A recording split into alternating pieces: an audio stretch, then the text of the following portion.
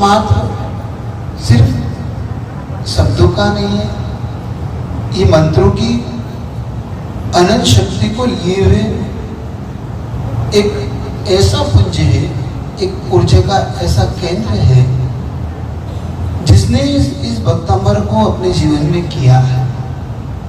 उन्होंने तो बड़ी बड़ी समस्याओं का समाधान अपने जीवन में पाया है।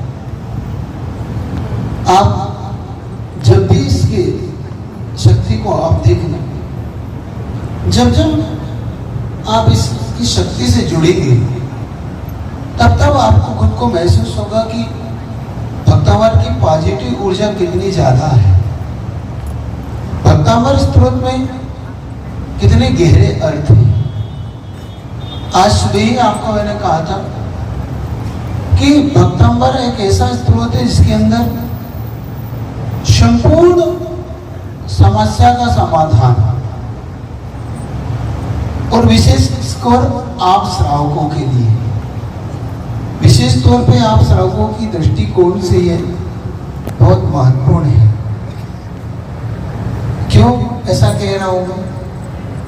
क्योंकि भक्तांबर जब लिखा गया तो आचार्य मानतुंग स्वामी महाराज ने गहरी परीक्षा से गुजरे थे। उन्होंने जिस प्रकार की परीक्षा दी है उतनी परीक्षा तो शायद कोई नहीं देता। और हमने स्वयं ने भी जब इसकी प्रथम बार इसकी आराधना करने का पुरुषार्थ किया तो ऐसे सिद्धि को प्राप्त नहीं होता। एक बात याद रखना, इसमें एक एक श्लोकों के साथ एक एक स्वयं बीजाक्षर जुड़ा हुआ है। स्वयं करने वाला हर चीज, जैसे चाहे इसे कोई भी करे, हर व्यक्ति के लिए इसे जो विशेष तौर से माएँ बनती ना, उनके लिए भी इन्होंने बहुत जबरदस्त ऊर्जा का स्रोत माना। जिनको शारीरिक पीड़ाएं होती उसके लिए भी आचार्य मानतुंग स्वामी महाराज ने अपनी ओर से जितना भर सकते थे वो सब कुछ दिया। इसके अलावा स्वयं मानतुंग स्वामी महाराज इस बात का भी ख्याल रखते हैं कि कोई भी ऊपरी बाधा हो तब भी भक्तांबर स्तोत्र में उन्होंने सारी चीज को खोल के रखा। इतना तो मानना पड़ेगा कि मानतुंग स्वामी महाराज के पास जितने अतिशय थे, बहुत कम ऐसे साधक होते हैं जो इस प्रकार की अपनी साधना को बाहर लाके अपन सबके लिए सौंपते हैं। आप कोई भी काम करते हैं सबसे पहले किसको याद करते हैं? भक्तांबर करते हैं।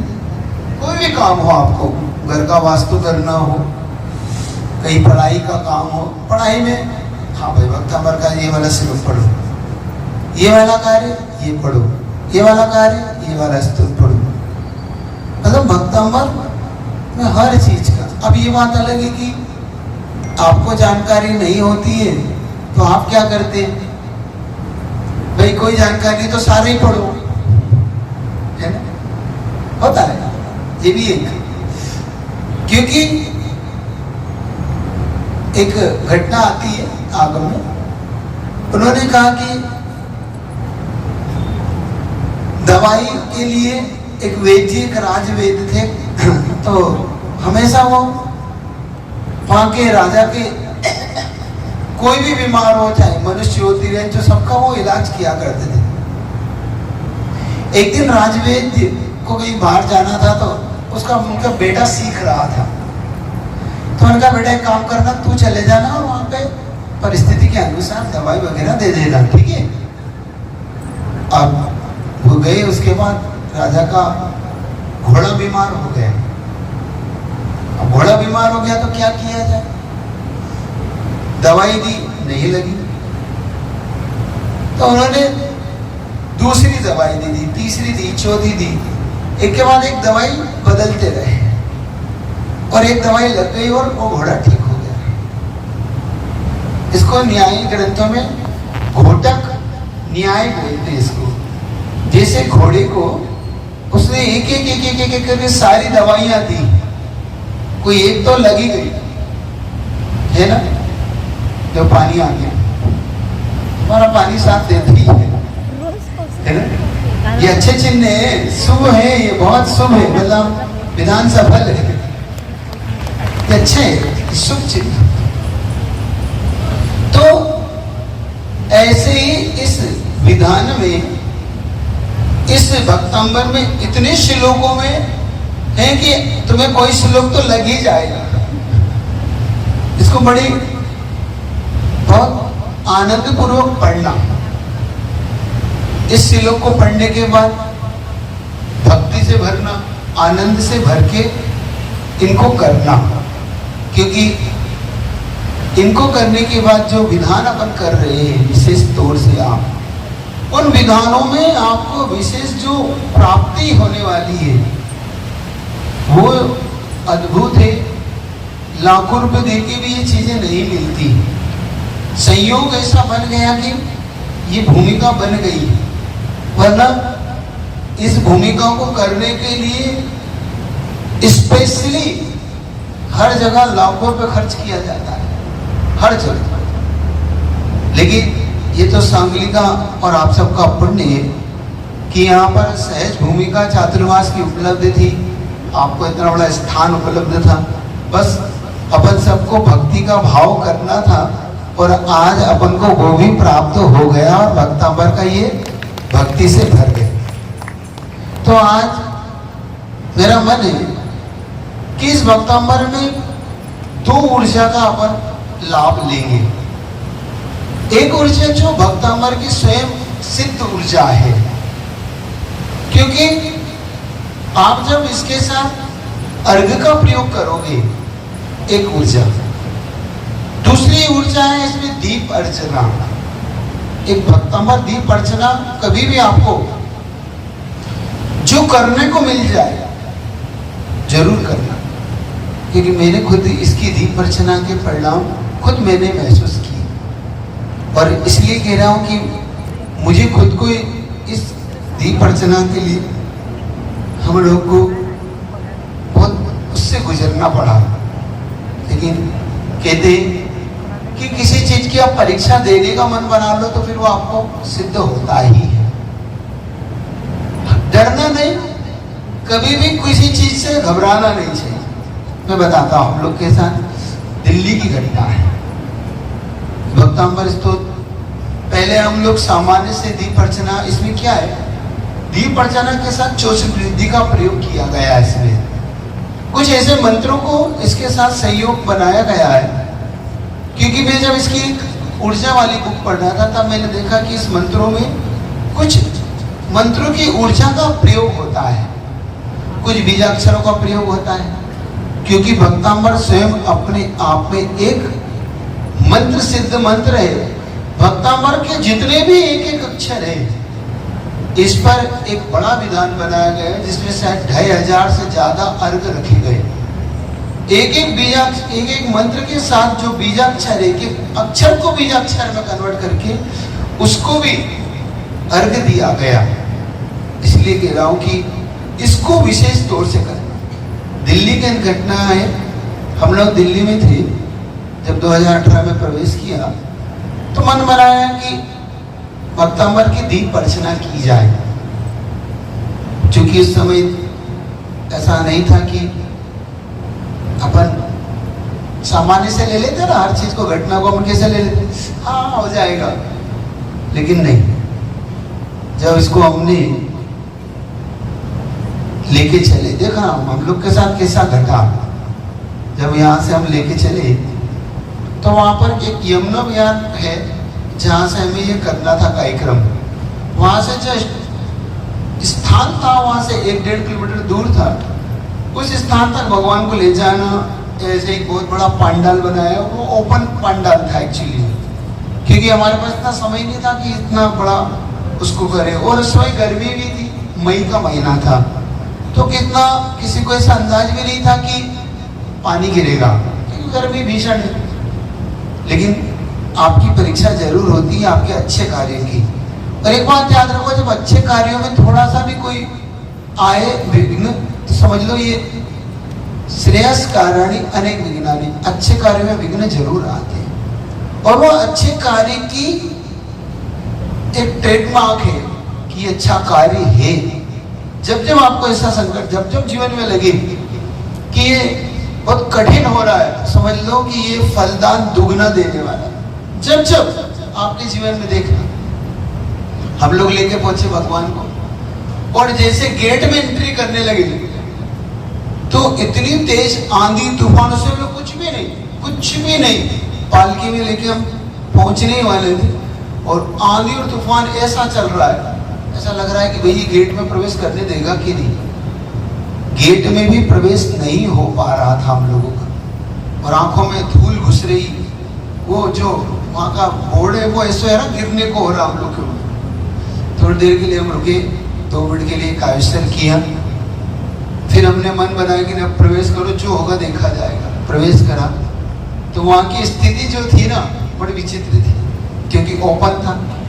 ऐसे मांडले लगे थे सबके, 100 मांडलों से कर रहे थे। पहली बार था, हमने कहा 100 मांडल, और कुछ मांडले इधर उड़ रहे, कुछ उधर उड़ रहे, दीपक में धूल धूल हो रहा। हमने कहा भैया हो गया, तो विधान हो गया भक्ता।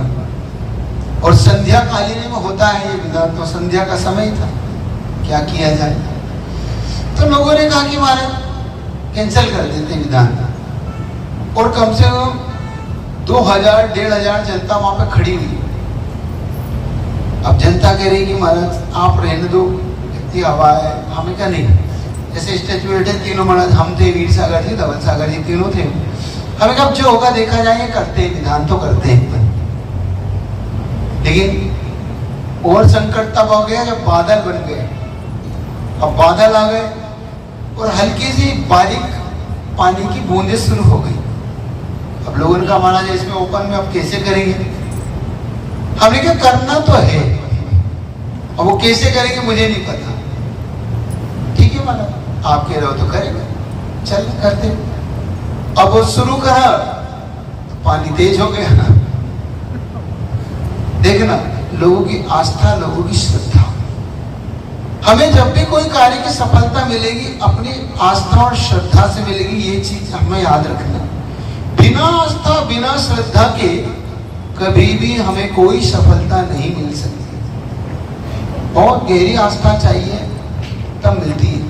वैसे ही बता रहा हूं, जब हमने इस आस्था से की भाई चलो देखते हैं क्या होता है, भक्तामृत शुरू कर दिया। इधर हवा चल रही, इधर पानी गिर रहा, इधर लोग दीपक जला रहे, एक एक करके।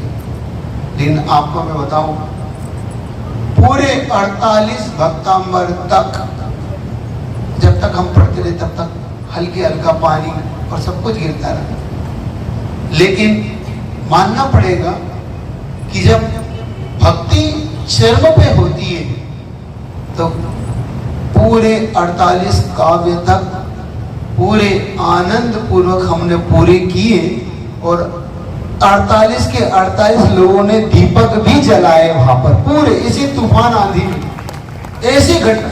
और अभी तो देखो, हमने सोचा कि वो कह रहे थे भगवान को छोड़ जाते, और भगवान को छोड़ा नहीं। फिर हमने कहा नहीं भैया ऐसी रिस्क नहीं। भगवान को जैसे हम लोग अंदर लेके गए, वो पूरा स्टेज नीचे, जब तक बैठे रहे, जब तक स्टेज पे भगवान रहे, तब तक वो स्टेज हल्का हल्का हिलता रहा। लेकिन जैसे ही हम लोग गए, वैसे ही पूरा स्टेज नीचे।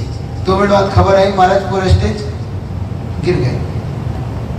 लेकिन उसके बाद जब एग्जाम देके निकले, हमने कहा कोई बात नहीं भगवान, आपने परीक्षा तो ले ली, क्योंकि ये भक्तामर परीक्षा जरूर लेता है। फिर आपको मैं बताऊं, उसके बाद फिर जिंदगी में कभी परीक्षा नहीं दी। जब जब दीप अर्चना की, उसके बाद हमने उसी दिल्ली में 1300 मांडले से, कितने मांडलों से, 1300 मांडले से बना के दीप अर्चना की, और एक भी सुई बराबर भी कोई संकट नहीं आया। ये उस परीक्षा का फल था।